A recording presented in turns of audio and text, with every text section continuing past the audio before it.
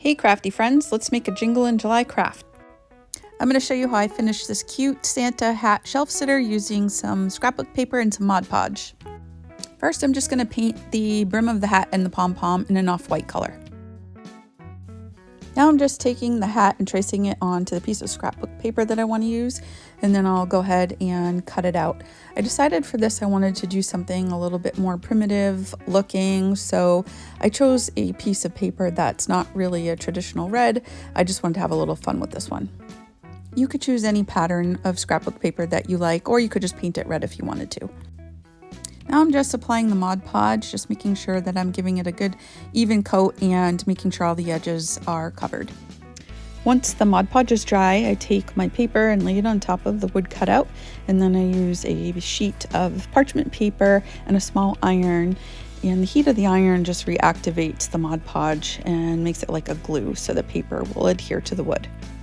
Now I'm using my mini sander and removing any excess paper that's on the edges. I like my projects to be distressed looking, so I'm just going to continue with my mini sander and distress all the edges of the other pieces.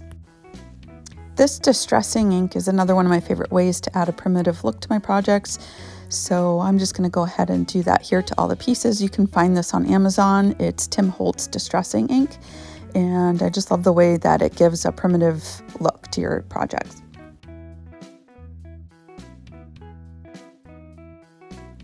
I'm just using a little liner brush and that same white paint and adding a little bit of detail here onto the tag.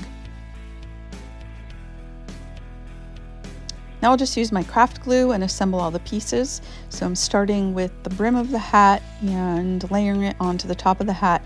And you just want to make sure that you're lining it up along the bottom nice and straight so that it will stand on its own. There are a few layers to this project so that it becomes chunky and solid enough to stand on its own.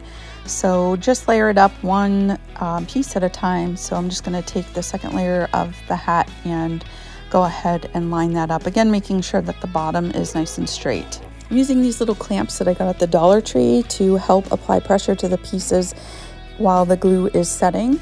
And then once the glue is dry, I'll go ahead and add the third layer. Now I'm adding some final details here, so I'm just going to make a cute little bow with this lacy ribbon and a piece of twine and just tie it into a simple bow. You could use any ribbon you have.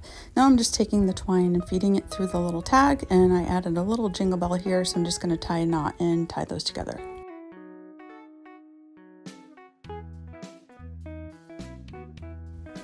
Now I'm just using some hot glue to attach it to the hat, and I'll trim up the ends of the ribbon, and again using the hot glue I'm going to add in a little bit of greenery.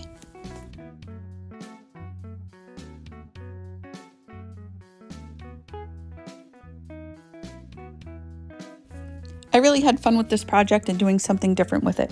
There are so many fun things you can do with patterned scrapbook papers, and I hope this video inspires you to give it a try. If you'd like to grab this set of woodcuts, you can head on over to thewoodworkersdaughter.com and visit our craft corner page. Thanks for watching and happy crafting!